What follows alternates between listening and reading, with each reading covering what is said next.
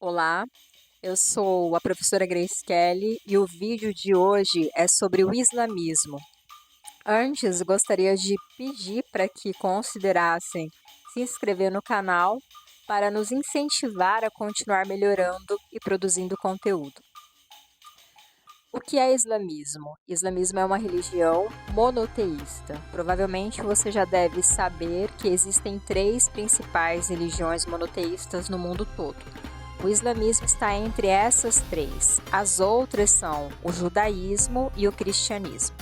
Ao longo do sexto ano do fundamental e do primeiro ano do ensino médio, abordamos muito essa questão de religião. Religiões monoteístas são baseadas na crença em um único Deus. Já as politeístas são baseadas na adoração de vários deuses. O islamismo se originou na Península Arábica no século VII, especialmente na cidade de Meca. Sua origem está diretamente relacionada à experiência espiritual do profeta Maomé. Antes do islamismo, os habitantes de Meca eram predominantemente politeístas. Meca era um centro econômico e cultural, recebia gente de diferentes lugares e com diferentes culturas. Entre essas pessoas estavam persas, egípcios, judeus e cristãos. As duas últimas populações monoteístas, a gente pode pensar, imaginar que Maomé foi influenciado por essas populações. Agora a gente vai falar um pouquinho sobre a experiência do profeta. Maomé nasceu em Meca, no ano de 571 depois de Cristo. Ele teve contato com essas diferentes populações e culturas, né? E por volta dos 20 anos, ele se casou com uma viúva, a Khadija. Khadija é uma figura central na história do Islã, pois apoiou as ideias pregadas por seu marido e foi a primeira a aceitá-las. Segundo a tradição, Maomé desenvolveu o hábito de meditar nas montanhas próximas, né? E certa noite ele teve uma visão, uma revelação no Monte Hira. O anjo Jibril, que para nós aqui é o anjo Gabriel, o comunicou que Alá, palavra que em árabe significa Deus, o havia escolhido como seu profeta e por meio dele, de Maomé, no caso, transmitiria suas mensagens. Os seguidores de Maomé chamam essa experiência de Noite do Destino. Vamos falar agora sobre a conversão e o Corão.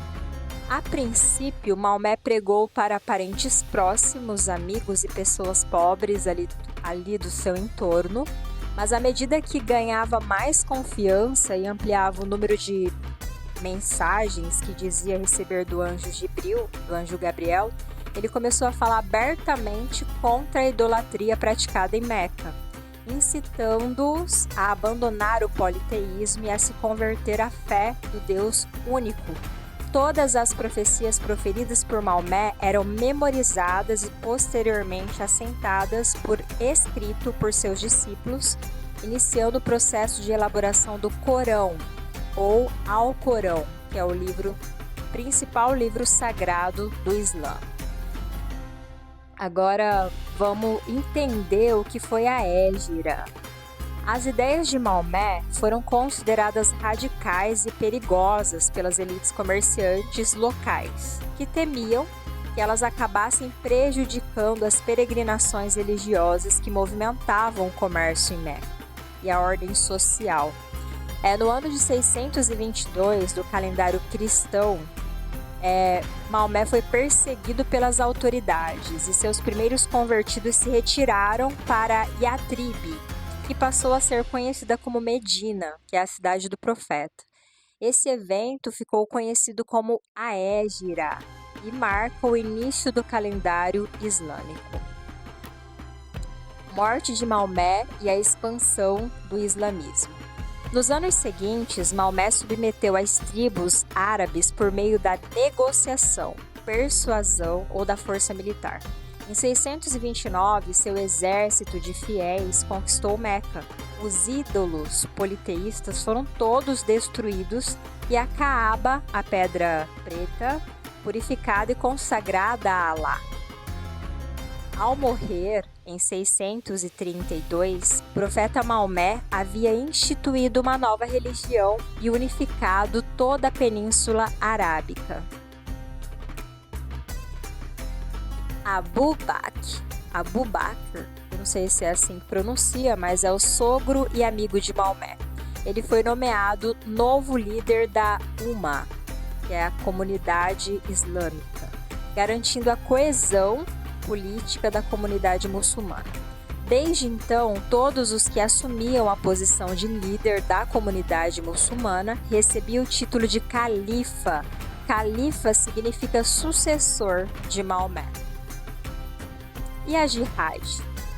Bom, o conceito de jihad, em geral traduzido para o português como Guerra Santa, trata-se do compromisso de todo fiel com a expansão da fé, seja por meio de pregações, exemplo pessoal ou até mesmo pela força.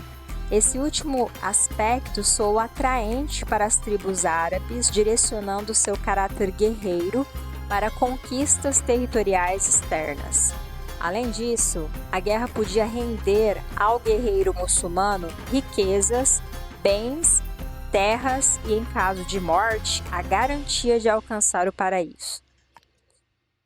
Para a gente finalizar, os principais pilares do Islã.